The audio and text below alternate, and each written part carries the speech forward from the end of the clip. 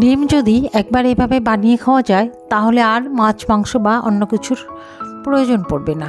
বাড়িতে যদি কোনো কিছুই না থাকে তাহলে যে কোনো অতিথি আসলে কিন্তু এইভাবে একবার ডিমের রেসিপি বানিয়ে দিতে পারেন। আশা করছি এই ডিমের রেসিপি খেয়ে অন্তত খুব খুশি হবে।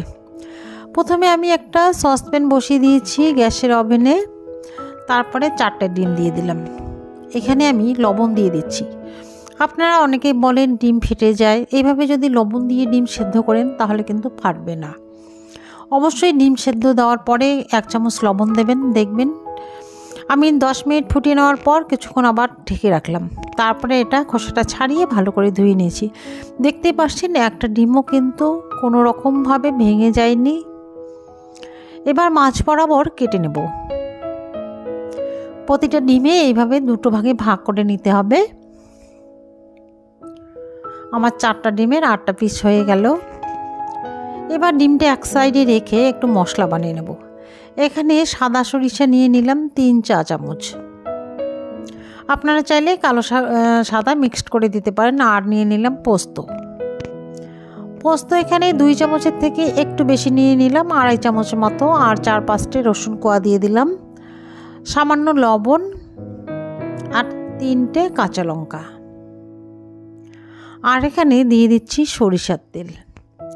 এইভাবে সরিষার তেল দিয়ে যদি সরিষা একটু পেস্ট করে নেওয়া যায় তাহলে কোনো ধরনের তেতো ভাব থাকবে না, কোনো কিছুই থাকবে না। আর একটু জল দিয়ে দেব, জল দিয়ে পেস্ট করে নেব।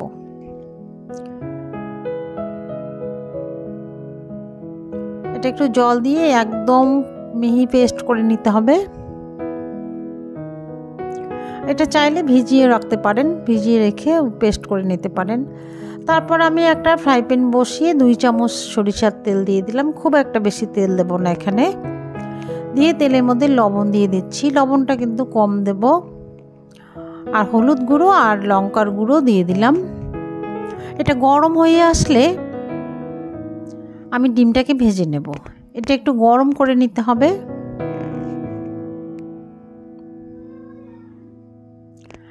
আমার তেলটা গরম হয়ে গেছে, এবার আমি ডিমটাকে ভেজে নেব। ডিমটা অবশ্যই যে দিকটা কুসুম আছে সেই দিকটা দিয়ে দেবেন, নাহলে কিন্তু কুসুমটা খুলে যাবে। এইভাবে যদি উল্টো পাশ করে ভেজে নেন তাহলে কিন্তু একদমই কুসুম খুলে যাবে না, কোনো রকম সম্ভাবনাই থাকবে না খোলার। অনেকেই বলেন এটা খুলে যায়, এটা কখনোই খুলবে না। এভাবে করে দিতে হবে। 1 মিনিট পর আমি এটাকে উল্টিয়ে দিচ্ছি, আবারও এই পাশটা 1 মিনিট মতো ভেজে নিতে হবে।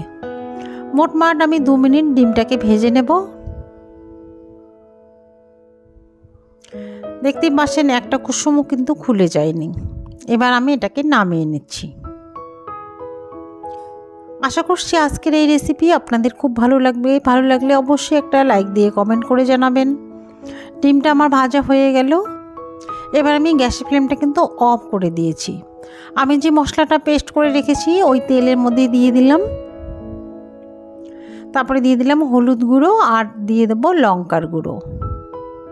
সামান্য লবণ দিয়ে দিলাম, কারণ মশলা পেস্টের সময় লবণ দিয়েছি। আর এখানে 4 চামচের মতো টক দই ফেটিয়ে রেখেছি, সেটা দিয়ে দিলাম। আর 1 চামচের মতো সরিষার তেল দিয়ে দিলাম। এই রান্নাটা অবশ্যই সরিষার তেল দিয়ে করবেন, দেখবেন খুব ভালো লাগবে, যেহেতু সর্ষে পোস্ত দিয়ে রান্নাটা। আমি কিন্তু গ্যাসের ফ্লেমটা এখনও জ্বালিয়ে দেইনি। প্রথমে আমি মশলাটাকে ভালো করে মিক্সড করে নেব, তারপরে কিন্তু গ্যাসের ফ্লেমটা অন করে রাখবো ভালো করে, যাতে আমার মিক্সড করা হয়। আর আমি মশলা বাটিটা ধুয়ে আরও একটু জল দিয়ে দিলাম। এইভাবেই আমি ভালো করে মিক্সড করে নিচ্ছি। যখন এটা সুন্দর করে মিক্সড করা হয়ে যাবে আমি যে ডিমগুলো ভেজে রেখেছি উপরে সেটা দিয়ে দেব। একে একে আমি 8টা পিসে এইভাবে দিয়ে দিচ্ছি। এটা কিন্তু এইভাবে দিতে হবে, উপর দিকটা কুসুমটা থাকবে, নিচ দিকটা করবেন না, তাহলে কিন্তু কুসুমটা খুলে যেতে পারে। তারপরে আমি কাঁচা লঙ্কা দিয়ে দিচ্ছি। কাঁচা লঙ্কাটা চিড়ে দেয়নি, কারণ চিড়ে দিলে ঝালটা অনেকটাই বেশি হয়ে যাবে। বাড়িতে যদি বাচ্চা থাকে তাহলে খেতে পারবে না। এবার আমি যে মশলাটা রেখেছি সেটা আমি উপরে দিয়ে দিলাম। দেখতেই পাচ্ছেন যে মশলাটা, এটা এইভাবে উপরে দিলে সুন্দরভাবে কিন্তু ডিমটা রান্না হয়ে যাবে। বন্ধুরা, চ্যানেলে নতুন হলে একটা সাবস্ক্রাইব করার অনুরোধ থাকলো। সাবস্ক্রাইব করে পাশে থাকা বেল নোটিফিকেশানটি অল করে রাখবেন, যাতে করে আমি ভিডিও আপলোড করলে সর্বপ্রথম আপনাদের কাছে পৌঁছে যায়। এবার আমি গ্যাসের ফ্লেমটা অন করে দিলাম। অন করে একটা ঢাকনা দিয়ে ঢেকে দিচ্ছি। প্রথমে 1.5 থেকে 2 মিনিট আমি হাই ফ্লেমে এটাকে জাল করে নেব। 2 মিনিট পর আমি ঢাকনাটা খুলে নেব। খুলে একটু নেড়ে চেড়ে দেব। আমার কিন্তু গ্রেভিটা অনেকটাই ঘন হয়ে গেছে। আরও আমি মশলাটা উপর থেকে দিয়ে দিচ্ছি।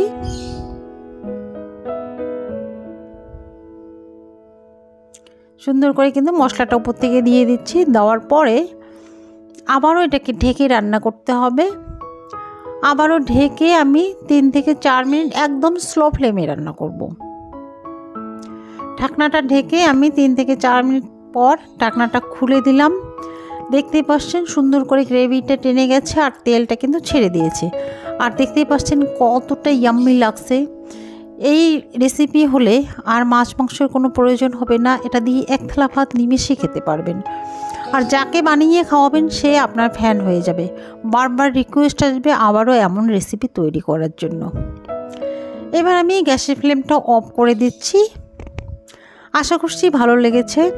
দেখা হবে পরে আরেকটি নতুন রেসিপিতে। ভালো থাকবেন, সুস্থ থাকবেন। ধন্যবাদ।